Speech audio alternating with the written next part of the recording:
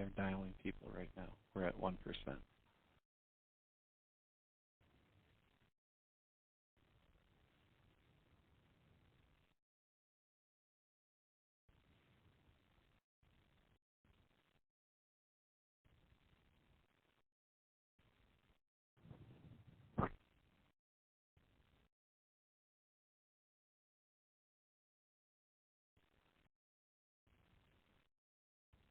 Hi there, everybody. This is State Representative Kurt Heise, and you are listening to my Teletown Hall for May 2014. We've got folks that are going to be joining us here in the next few minutes. This is, again, the Teletown Hall with State Representative Kurt Heise. This is a time for you now to join in on the conference. We'll be happy to take your phone calls.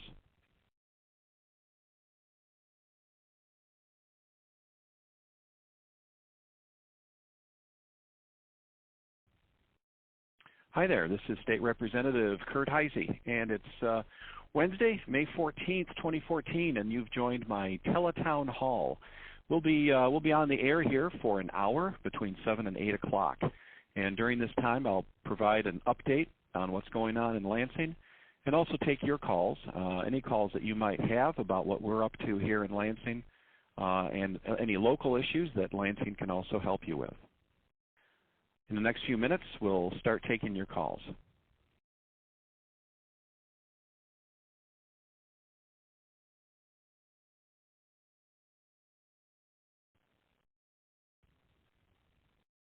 And again, welcome. This is State Representative Kurt Heise. This is my Teletown Hall for May 14th, 2014. This is something that we've been experimenting with for the last couple of years. We've been about every spring and fall. I'm up here in my Lansing office, and what we do is we will put you online with me. This is all handled by computers. It doesn't always work the way we want it to, but you know, technology is something that you have to adapt to. So what we do is I talk for a little while, and then we'll also take some of your calls. I want to give you an update first on some of the things that are going on in Lansing, and then I'll take your calls as we go further into the hour here. We've started up at about 7 o'clock, and we'll finish at 8.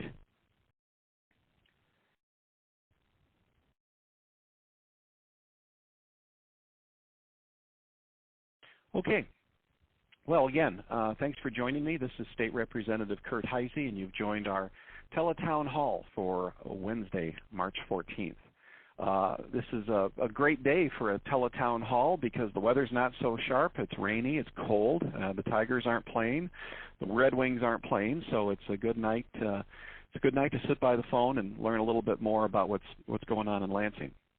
Now, before I start taking calls, and again, if you do want to talk tonight, press 0 on your phone if you would like to ask a question, and we'll take your call in order.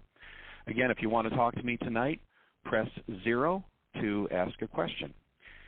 In the meantime, before we take calls, I just want to touch on a few things that are happening here in Lansing, some of the big questions that we get, especially in the last couple of weeks.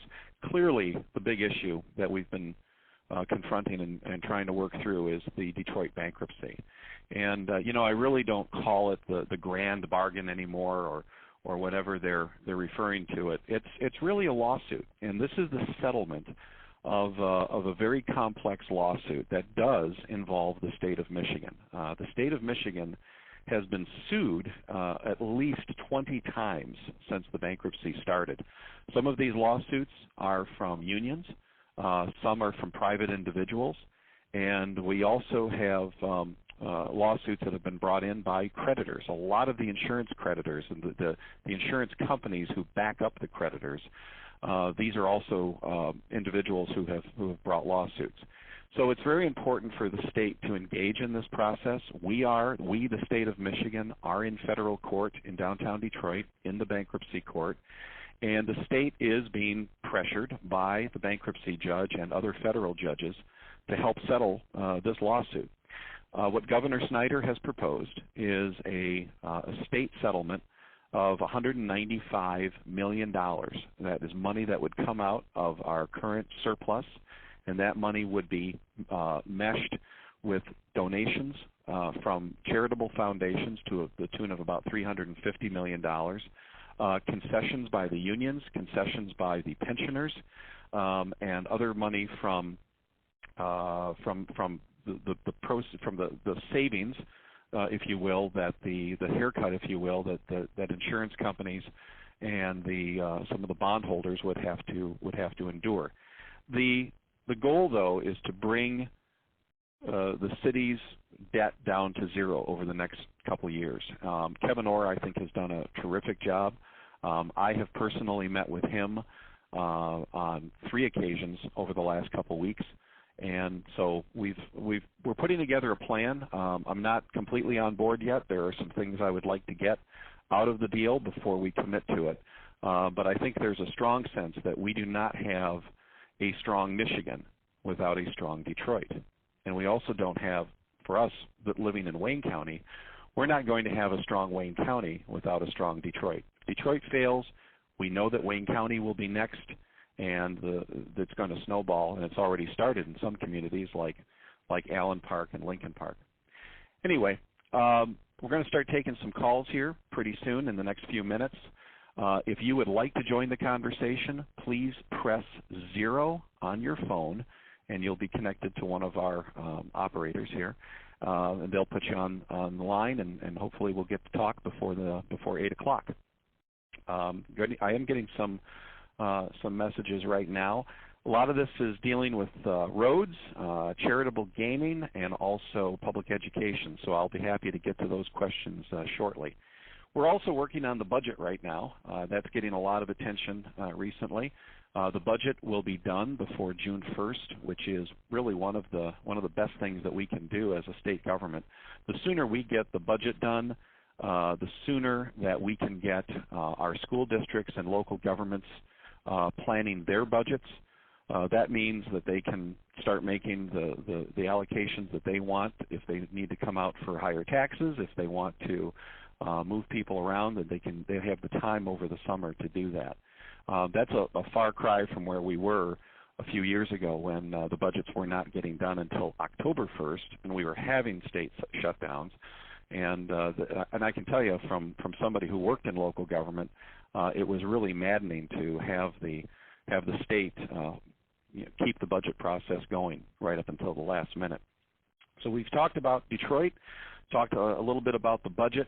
I know we'll have some road questions coming up here real soon, and we'll be taking your questions shortly. If you would like to join in the conversation, please press 0 on your phone, and you'll be connected to one of our operators.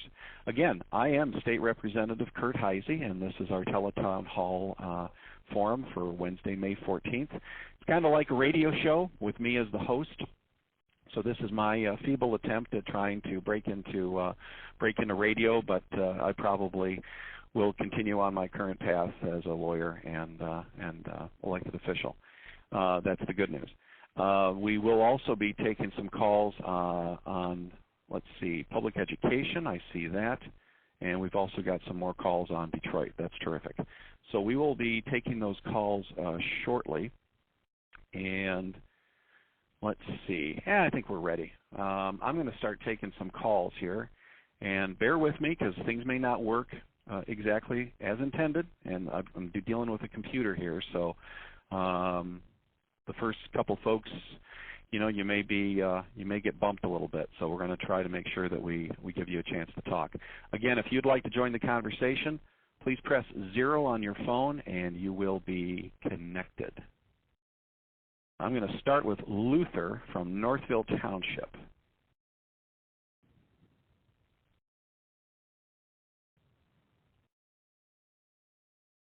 Luther, are you there?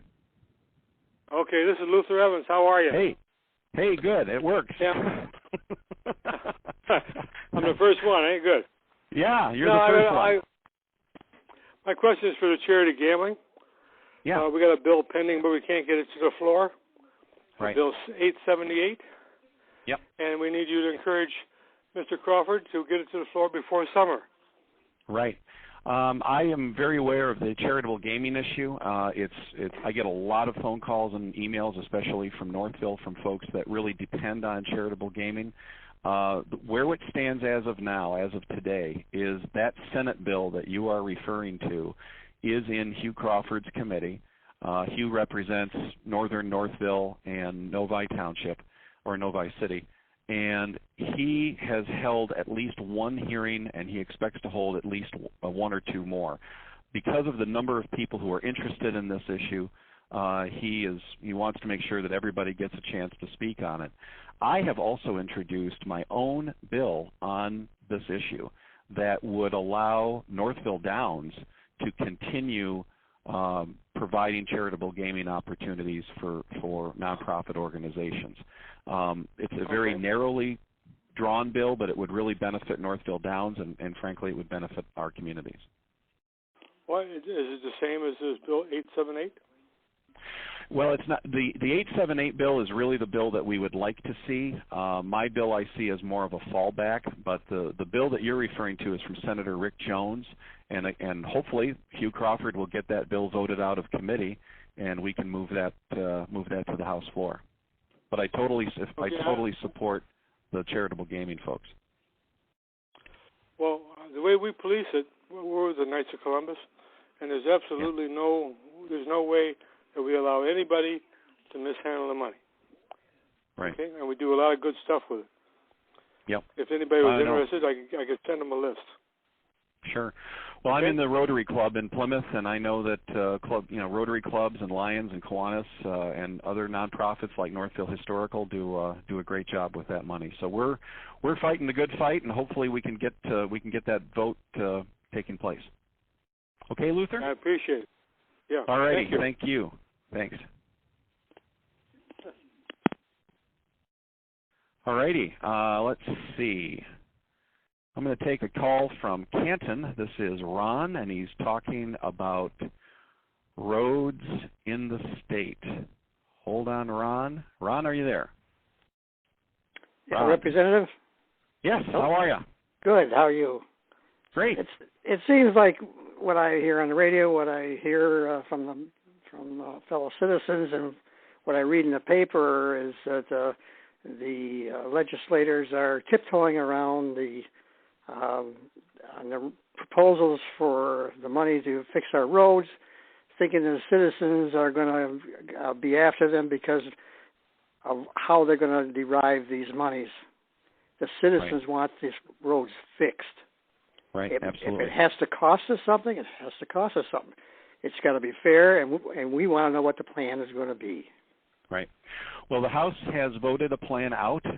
It received an overwhelming vote last week, and what that bill does is it will immediately, starting this year, would allocate at least $400 million for road repair in Michigan, and that number would increase to up to $550 million over the next 2 to 3 years. And how we do it is we are raising the tax on diesel. We're going to raise the fees and penalties for overweight trucks. We're going to use existing money that we already have, and we're going to put the gas tax on the wholesale price of gas rather than the retail price. And combined, these initiatives will ultimately generate about $500 million a year. Now, that is not what Governor Snyder wants. He wants a plan that would be $1.2 billion a year. The only way we can get to that point is with a fairly significant gas tax or a sales tax. And frankly, the public, the folks I talk to and the folks that my colleagues talk to are saying to us, use the money that you have first. Use the surplus money, reallocate existing money that you have before you come to us for a tax hike. So that's the route that we have taken. That bill is over in the Senate now, and I hope that they'll get moving on that very soon. Well, I can agree with that. Okay. I also have a bill too that would allow Northville, Canton, and Plymouth to form basically their own mini road authority, so that we could get our state tax dollars for roads rather than Bob Ficano in Wayne County. When they get the money, strange things happen to it, and the money doesn't always get spent back home here. So I do have Is that politically correct enough?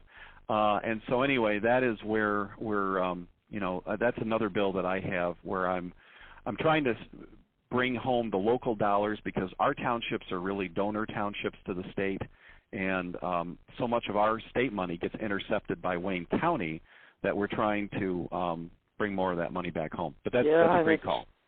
It's languishing out there in jails that aren't built, and buildings that shouldn't have ever been purchased, and you know the scenario. So.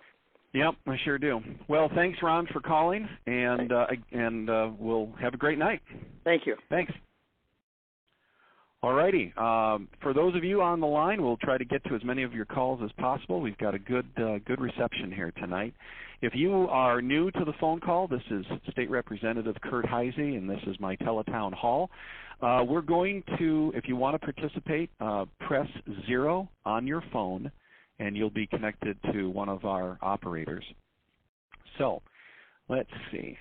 I'm going to take another call from Northville. This is John from Northville, and he's got a question about Detroit. John, are you there?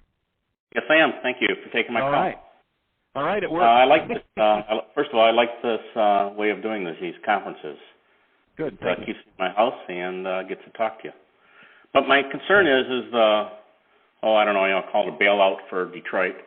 But you were talking about road money to take what we currently use, and now we're talking about giving, $190 million to Detroit possibly. Right. And, there's also other cities that are in bankrupt, right? Flint, Ecorse, right. Possibly Lincoln Park, Allen Park. They're going to all want their fair share of money too. I just don't think that people outside the city should be paying for the city's mistakes. Right. If you're living up in Marquette, I don't know what they would have to do with Detroit. Just as if Marquette was in bankruptcy, would we from Northville wanting to be sending money up to Marquette, Michigan, which is 400 and some miles away from us? But what is your position on your position on giving any amount of money to Detroit for bailing them out? Right. Well, right now, obviously, this is the hot topic in Lansing right now. John Walsh, the state rep from Livonia, is chairing the special committee on the bankruptcy. I attended the first committee meeting yesterday as an observer, and I've also personally met with Kevin Orr on 3 separate occasions. I am encouraged by what I am seeing, but I would like to get more. I need more detail, and I would also like to see more concessions from the city. What we have seen, though, so far is pretty. There are a lot of concessions and a lot of oversight that would be imposed upon the city. For example, a 20-year oversight committee of people appointed by the governor to oversee the city's finances. Another committee appointed by the governor to oversee the city's pension plan, plus federal bankruptcy court for at least 20 years. So you have 20 years guaranteed of state and federal court oversight, and that can continue. That's basically the model that was seen in New York and Washington, D.C. and some other distressed communities. Also with the DIA, I was, frankly, I'm not a big fan of the DIA tax. That tax goes away after 8 years, and the DIA becomes a statewide authority with a board appointed by the governor and regional representatives. That's one of the things, though, that we don't know all the details on yet. I am also trying to get some concessions involving the Detroit Water and Sewer Department. And if you know me, you know that's been one of my top issues going back many years. And I'd like to see more certainty on either a regional authority for DWSD or a different type of governance structure. The structure that we have right now does have some local representation, but those are appointees of Hackle and Ficano and Brooks Patterson, and I would like to see more of our own local leaders being part of that discussion. So, bottom line, I'm keeping my powder dry. I am watching what is going on. I'm trying to get some more concessions out of the city. The other good news, if you want to look at it this way, is the original amount was $350 million. The new amount is $195. So that's a step in the right direction. Also, the pensioners are all taking a haircut. Wages are being cut. The insurance companies and the bondholders are all taking big cuts. They're screaming bloody murder. They do not like this, and they may ultimately derail this whole thing. So the unions, the insurance companies, the bondholders are all not happy campers right now. And so I want to make sure that before we sign off on anything that they stay on board as well. But it's very dynamic, and that's why I like to get people's opinions on things. But in principle, John, do you support the concept of non-Detroit citizens sending state money to the city of Detroit? Ultimately, in order to, number one, to stabilize the city and to end all of the litigation that is going on, it may be necessary. And the state of Michigan has been sued 25 times since Kevin Orr came in there. We also have the Attorney General who has said, and I frankly disagree with him, that the state constitution guarantees the pensions of the retirees of the city of Detroit. That is a $3.5 billion threat that, as a lawyer, I don't know if I would recommend to my client that we take that bet and that we gamble on a potential $3.5 billion liability to the state. I don't mind taking up that argument with Allen Park or Lincoln Park because that's going to be a smaller amount, but I don't know if I want to. I don't really have the stomach to try to risk a $3.5 billion hit to the state budget because we lose in court. So, I mean, these are all the things that we're wrestling with right now. When do you think a settlement will be reached, time frame wise? I'm thinking within the next 2 weeks. Okay. Yeah, I mean it's coming fast, and we're asking a lot of tough questions along the way. Okay, keep up the good work. Alrighty, John. Thanks, John. Appreciate it. Thank you. Hey, everybody. Thanks for staying on the line. And again, this is State Representative Kurt Heisey, and you've tuned into my what will be my prototype for a radio show someday. It's my teletown hall. If you would like to join the town hall, please press 0 on your phone, and you'll be connected to one of our operators. We still have a few questions here tonight. Let's see. How about my buddy John from Northville? Hold on, John. John, are you there? I am, John? Representative Heisey, and I appreciate your correspondence in the past. Thank you very much. I like yours, too. So, okay. John, well, you've got a question about the... Yep. Yes, okay. Let's see. Both the House and the Senate voted through the initial bills on the education funding, as far as I understand. Right.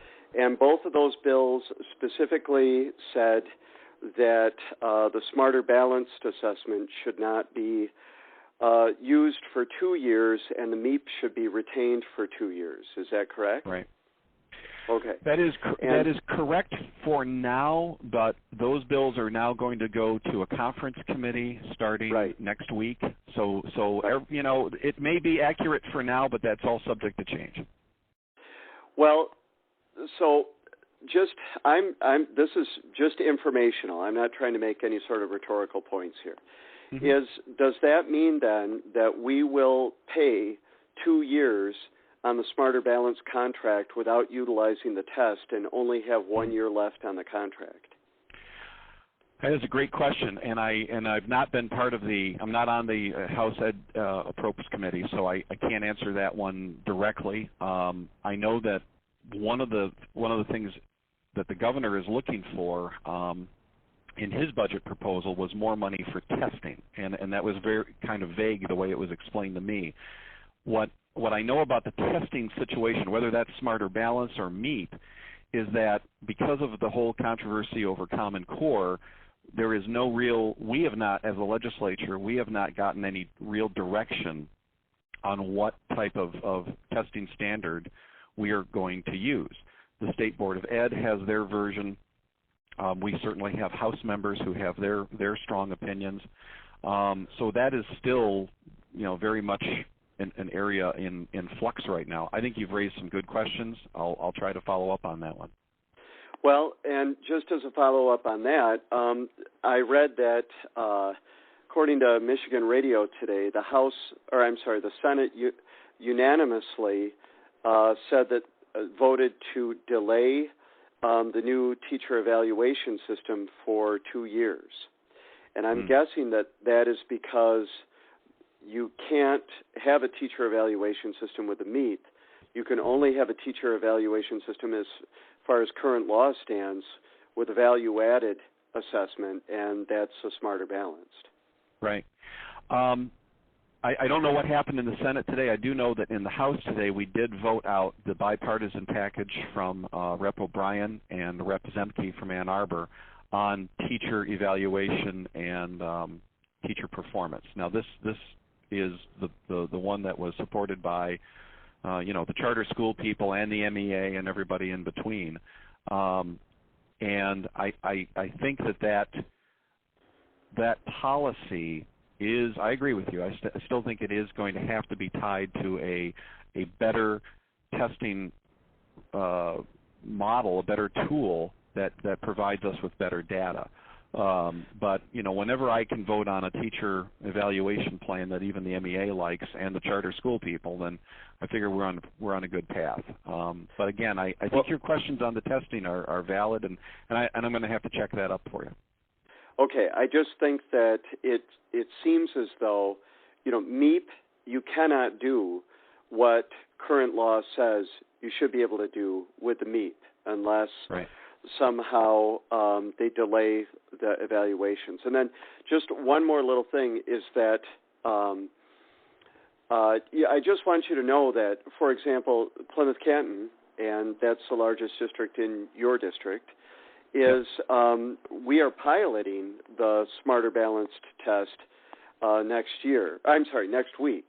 And so there are many people who've devoted many hours to this, what seemed like what was going to be inevitable. And to go backwards, it'd just be nice to get some clarification from Lansing about where this is going so that people with, so-called on the front lines can be able to use instructional time most efficiently. No, absolutely. I agree. And let me follow up on that. And I know, John, that you've got my email, so why don't you shoot me off an email in the next couple of days, and hopefully we'll get an answer for you. I will. Okay, John. Okay, thank you very much. Thanks for joining us. Okay, everybody, this is State Representative Kurt Heise. You've joined my Teletown Hall for May 14th. If you would like to join in on the conversation, please press 0 to ask a question, and one of our operators will send you over my way. We have quite a few folks in the queue here right now, and I'll try to get to as many of you as possible. Let's see. I'm going to take a call from Bill in Canton. Hi, Bill in Canton. How are you? Good. How about yourself, sir? Hey. All right. Can you still hear? You can still hear me, right? I can. Okay. You've got a question about film incentives in Michigan. Yeah, I do. I was just wondering what your position is on them. Well, we certainly don't have the money that we used to provide the very generous plan that we had under Granholm, but we did allocate in the House budget this year, I believe, $25 million. The Senate will probably want to increase that number. In the end, we'll probably agree on a number between, I would say between 25 and 35 million. It's not, again, it is certainly not what we were able to spend in the past, but like many things, there have been cuts made, but we have not totally, the program is not totally dead either. Okay, well, you're right. The money that was being spent under the Granholm regime was quite a bit. I know that.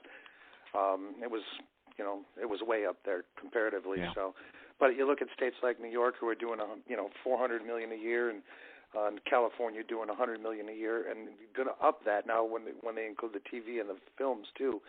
Right. I mean, and we do have a surplus in this state, and I was wondering why some of that can't be used to increase the business here in Michigan.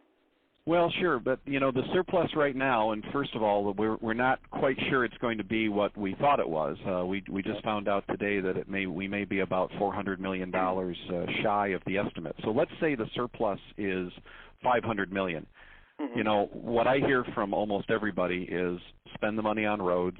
Number two, spend the money on schools. And I know the governor, and I agree with him on this as well. We also need to take some of that money and put it into the rainy day fund. When we started 4 years ago, we were at zero in our rainy day fund. And whether it's your own home bank account or a city or a school district, you always have to have a certain amount of money set aside. It's important for a rainy day situation, but it's also important for your credit rating. And the state's credit rating has been going up because we do have that extra money set aside. And that's understandable. And everything else you mentioned is a great cause, that's for sure. But to pull the rug out from underneath the industry that was started back in 2008 roughly, it doesn't seem fair. There was an infrastructure that was in place, and we were just getting going. Now just to pull out $25-35 million a year doesn't really sustain the industry here. So. Well, it's certainly. You're certainly right. It's not where it was. We've had to make cuts in many areas, but we still are able to pull in a couple good projects. We've got the Batman Superman movie underway here, which I started working on today. Oh, right, good. And we've had some other smaller projects, some indie projects that have popped up around. I don't know if we're ever going to be able to compete with California and New York. Not only financially, but also because they've got the history, the infrastructure in place, the talent that we're not, that we would have to bring in. Whereas in California and New York, it's certainly part of their DNA. But well, I won't keep you much longer. But I hear that too. But with the way the industry was starting to build and progress here in the years past, we were getting those people here trained and ready to go that were able to do the work here without bringing in outsiders to the level we had to originally. So right. Yep. All good points, and I do appreciate them. Okay. Well, anyway, thanks for taking my call. I appreciate it. So. Okay, Bill. Thanks a lot. Alrighty, this is again Kurt Heisey's Teletown Hall. If you'd like to join in on the conversation, please press 0 on your phone, and we're going to take a few more calls here. I think I've talked a lot about the Detroit bailout or the Detroit settlement. We've also talked a little bit about roads. I'm going to try to get to some of those questions again, even though I have talked about them. I'm going to take a call from Jenny in Canton. Hold on, Jenny. Are you there, Jenny? Yeah, hi. Can you hear me now? Yeah, I can hear you. Okay, great. Hi. First of all, thank you for taking my call. I have a question on the small business owners here in Michigan. I work for a small accounting firm, and I know the tax returns for the small business owners and kind of income that they report. I know a few of my clients personally, and I know personally how much cash they make and from their business, but they do not report that kind of cash on their tax returns, due to which they show a loss on their tax returns and get state benefits, health insurance for their kids. They get food stamps from the state and all that kind of benefits from the state, and the state is getting that money from people like me and my husband who are working on W-2 and paying taxes. And so I don't see why state wouldn't go after these small businesses and audit them properly and make them pay their taxes how much they're supposed to pay the taxes. I do get the whole equation that the small restaurants, they are small businesses or small restaurants, they employ different different people, and they're putting more people on the labor market. But then if they're making a lot of money and are still dependent on the state, I don't see a point why state wouldn't go after them to get the taxes. Well, that's a great question, and we've in the last couple of years we have voted through some major reforms on food stamps, on bridge cards, and other benefits from the state to eliminate as much as possible waste, fraud, and abuse. For example, we had college students who were getting bridge cards and food stamps, who were, very wealthy kids who were being financed by their parents, but on paper they had no income, and so they were qualifying for these, for these benefits, and we've put a stop to that abuse. But on an individual basis, clearly we're going to have people who are always going to be trying to rip off the taxpayers and rip off the system. I don't know what your comfort level is, but if you certainly want to call my office tomorrow morning, and if we can certainly provide us with some names, and I can have the state follow up on specific individuals if you want to pursue that route. But the state does have auditors. The state does audit tax records, and we cannot catch everybody every time, every day. But that is certainly an ongoing process, and I know we in the legislature have approved many very sweeping laws in the last couple of years to really crack down on waste, fraud, and abuse. And if you can help us in that effort, that would be great. So how, where do I report such kind of what I would do, Jenny, is or how would that? Frankly, I would call my office. I would call my office tomorrow morning.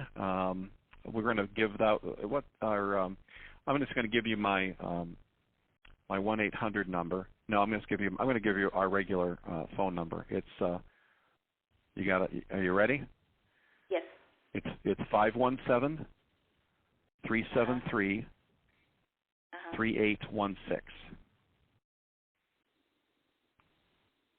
All righty.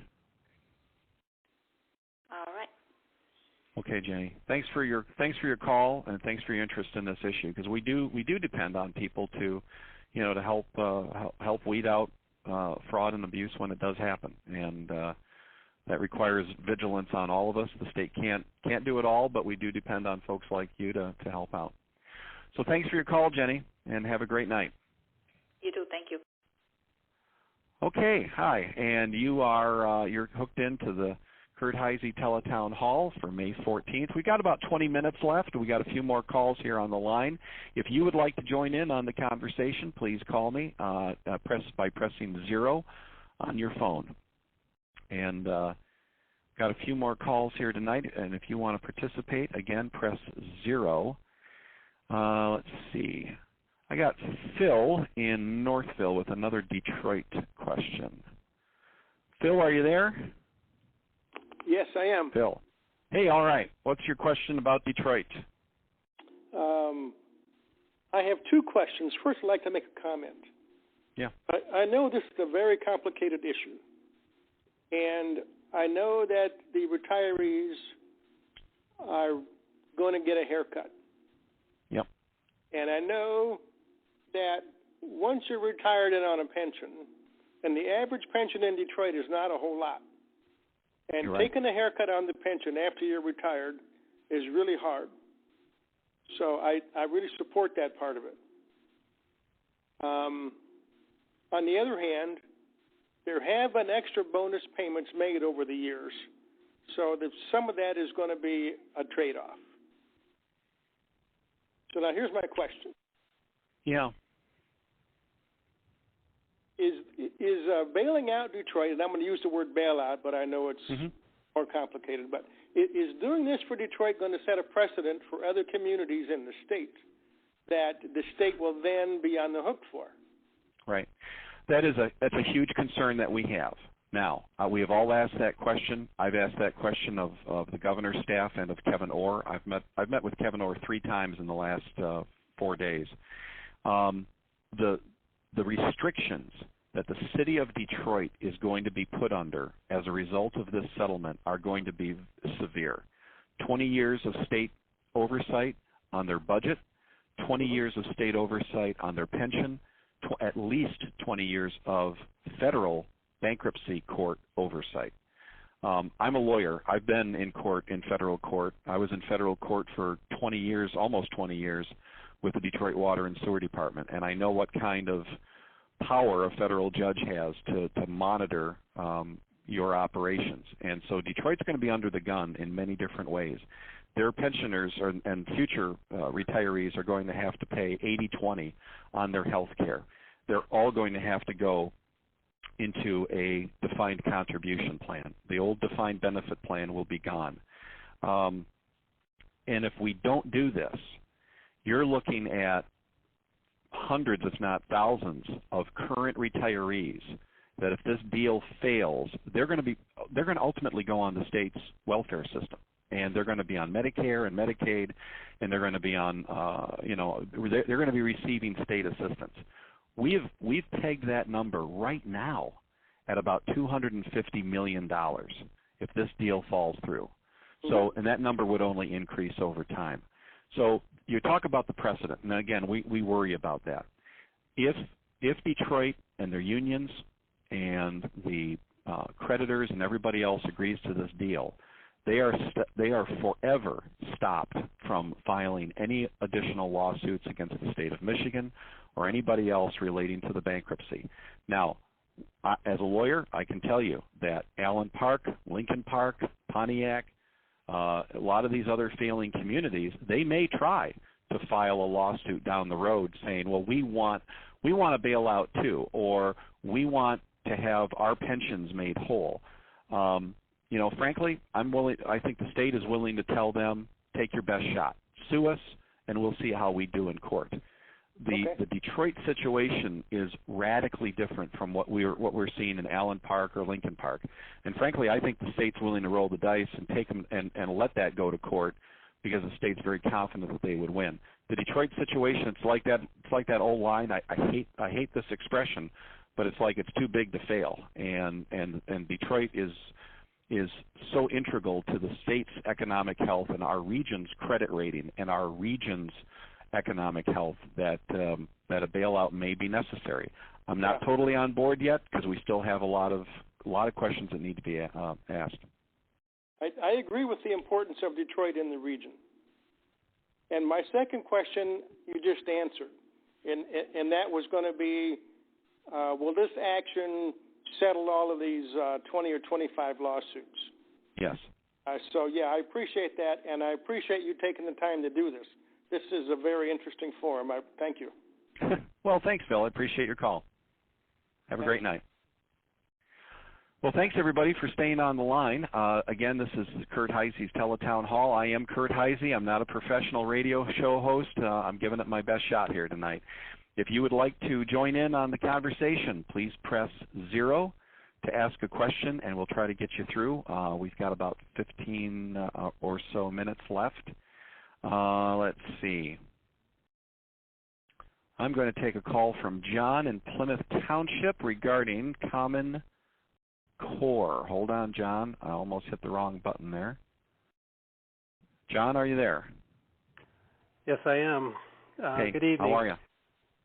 I'm doing good. I come from a family with several teachers, and a lot of they are stressed, as well as a lot of their peers are stressed with the Common Core rollout. The things that I hear are they having to teach to the test. The administrators really don't have a good idea on how to evaluate teachers. I was curious on what your views are on the Common Core, and from that perspective. Sure. Are your friends and relatives, are they math teachers by any chance? My wife is a physics teacher. My daughter's a special ed teacher. And my son just graduated as a science teacher, but he has chosen not to go into the teaching right now because of, the difficulties that he's hearing from his other peers. Sure.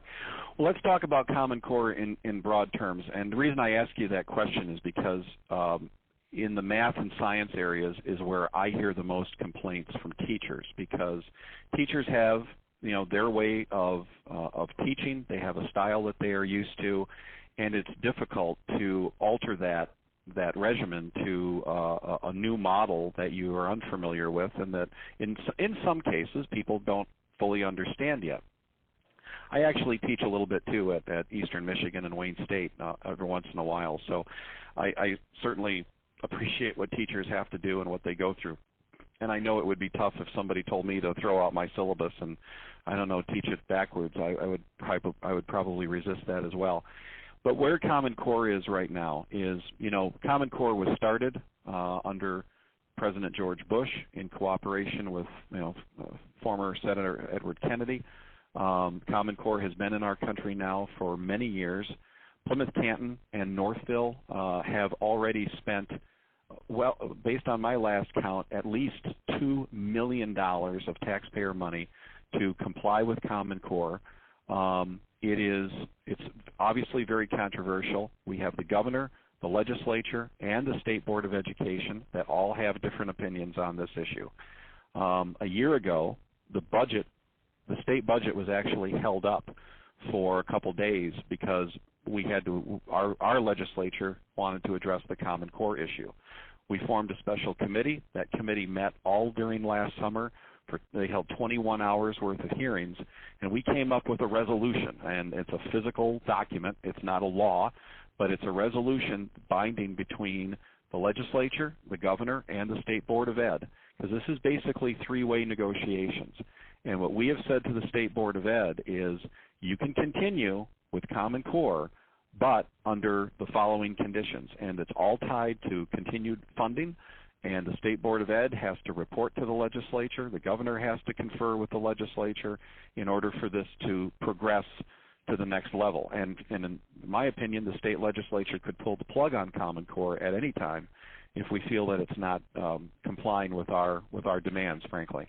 But at the same time, you got to remember that in Northville, the Northville School Board voted 7-0 to support Common Core. In Plymouth Canton, the vote was 5-1, or 6-1. So it's still solidly supported by our local school districts. It's still supported by the State Board of Ed and the governor. So we in the legislature are kind of doing our best as controlling, because we do control the purse strings, to make sure that this is working, and if it doesn't work, we would like to either reverse it or stop it or start over based on the information that we receive. But it's kind of like the Detroit bankruptcy, it's multi-level negotiations, and we're doing our best to try to monitor it and make sure that our kids are learning, because ultimately it's about the kids, and to make sure that our teachers understand what has to happen and that they have the tools that they need to either comply or go into a new direction. Well, what are your goals to evaluate whether it's working or not? Are we looking at a percentage of improvement, or are we, what are we actually looking at that would trigger whether it's successful or not? Well, and that's a great question, and we do not have agreement in the state right now on what the testing regimen is going to be. The State Board of Ed is talking about Smarter Balance. Smarter Balance is getting a lot of resistance in the legislature. Some folks at least want to stick with the MEAP for another year, maybe 2 years. I got 2 kids in high school, and they think the MEAP is a joke. And so I can tell you, if I was a teacher, I would not want to be evaluated solely on the MEAP. So we just passed another bill today dealing with teacher evaluation that is supported by everybody, again, from the MEA to the charter schools, and it was bipartisan. So we're trying to address teacher performance and evaluation, but we don't always have the tools that we need, because that's still very much a work in progress. I wish I could give you a better, a more solid answer, but unfortunately we've got a lot of moving parts on this. Well, I just don't want to get where we have a lost generation. Absolutely. If it's really not working, we don't do a service to these students if it's we're not able to evaluate whether it's really successful.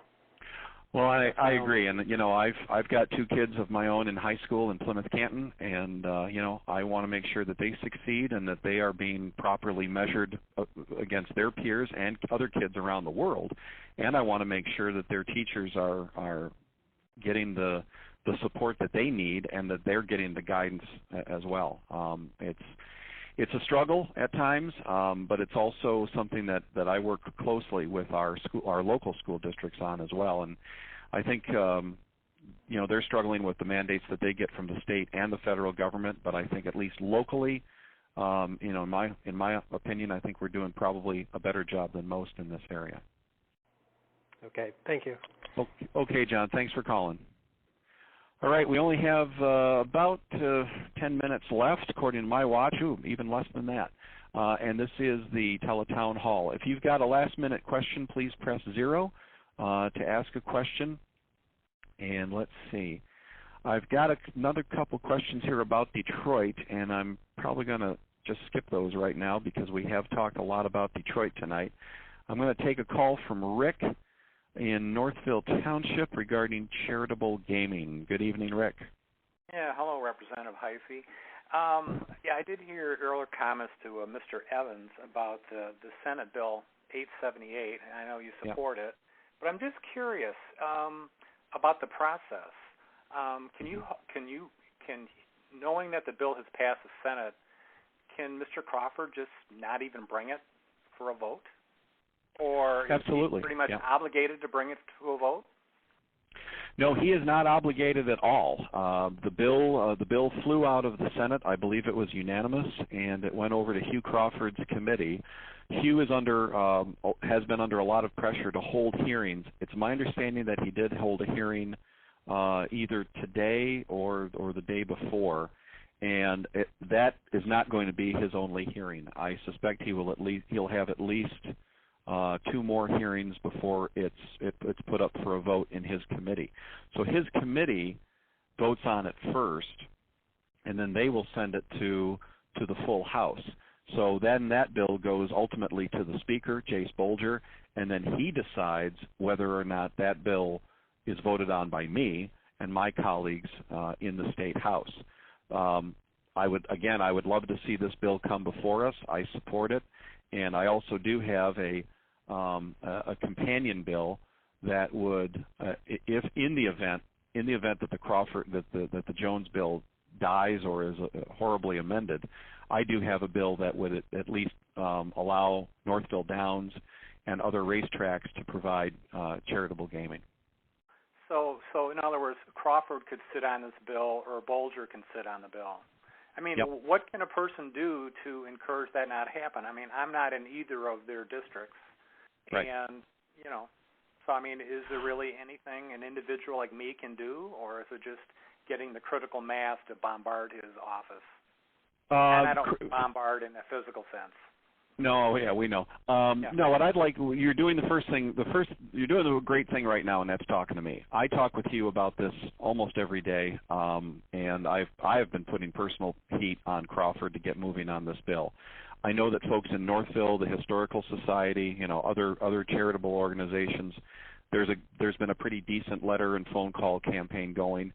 I have heard, I'm not getting the calls because I'm on board, but I have heard from other reps around the state who have been really bombarded with phone calls and emails on this issue, and I'm sure Hugh Crawford's been getting an earful. So I would just keep working on Hugh's office, melt his phone lines, and show that this is an important issue for us. Okay, well, I appreciate that. Thank you. All righty, thanks for calling. Okay, we've got only about 5 minutes left, folks, and I do have several more calls here. I'm clearly not going to be able to get to everybody. So what I'd like to do is, I've got a call here from Cheryl in Northville Township, and it's about something involving standard process for pharmacies, and I'm not too familiar with this issue. Cheryl, can you? I only got a few minutes, but can you tell me what's going on? Sure. Hi, I really appreciate you doing this town hall by telephone, by the way, and I'm really glad that I have an opportunity to participate. I have been a registered pharmacist in the state of Michigan for over 40 years, and recently the state passed legislation regarding prior authorization for drugs, pharmacy benefits, that requires a standard process for the state so that all insurance companies and payers have to accept the same form and prior authorization process, if you will. Mm. Yeah. And I actually participated on the work group to try to come up with a standardized form, and I just was curious to know how you stand on that, or if you were willing to take more input from somebody who's actually very interested. Yeah, I definitely need more information. Is there already a bill in place that does this that you've worked on? Yeah, so the legislation was passed in both the House and the Senate, and I was on a work group that was established to sort of come up with the rules, and I think that really the process that we came up with, which was highly driven by physicians and prescribers, is going to cause more member disruption and a lot of administrative burden that wasn't already there. Okay. So, well, Cheryl, this is an area of law that I'm not an expert on by a long shot. But what I'd like you to do is I'd like you to call our office in the morning, and we'll try to track down some answers for you. And I would like to talk to you offline personally, not tonight, but call me, Sure. Call me tomorrow. Or send me an email so that we can, we can talk in more detail. I'm going to give you my 1-800 number, Cheryl. Okay. And for the rest of you on the line, I know we're pretty much out of time, so I'm going to give you guys my 1-800 number. So get a pencil and paper ready, because here we go. It is 1-855-737-5878. So it's 1-855-REP-KURT, R-E-P-K-U-R-T. See, it pays to have a short name. Again, that number is 855-737-5878. Okay, Cheryl? Wonderful. Thank you. Wonderful. Alrighty, Thank you thanks so much. a lot. Thank you. Okay. Okay, for everybody else still on the line, thank you for participating to the extent that we could. These things go fast, and we've been on the line now for about an hour. Again, it's Kurt Heisey, State Representative, and this has been my Teletown Hall. If you could not get in a question tonight, or if we left you on the line, I do apologize. We did have many calls here tonight. So if you did have a question and we did not get to you, stay on the line. This system will put you automatically into voicemail and leave your name and number, and somebody from my office will call you back. Probably not tonight, but we'll call you back tomorrow. And I've also given out my 1-800 number, which is 1-855-737-5878. Also, spell it out. It's 855-REPKURT. Please feel free to call my office anytime. Email me as well. Just give me a Google search, and you'll see all sorts of Kurt Heisey stuff come up from Lansing. You can always send me an email. And we've had a really good response here tonight. I'm sorry if I could not get to everybody's calls, but we had a good response, a good turnout. And I hope to do this type of Teletown Hall again in the near future. Again, thanks for joining us tonight. Have a great night, and it's a little rainy, but try to enjoy the weather, and I will talk to you all real soon. Thank you again for joining us.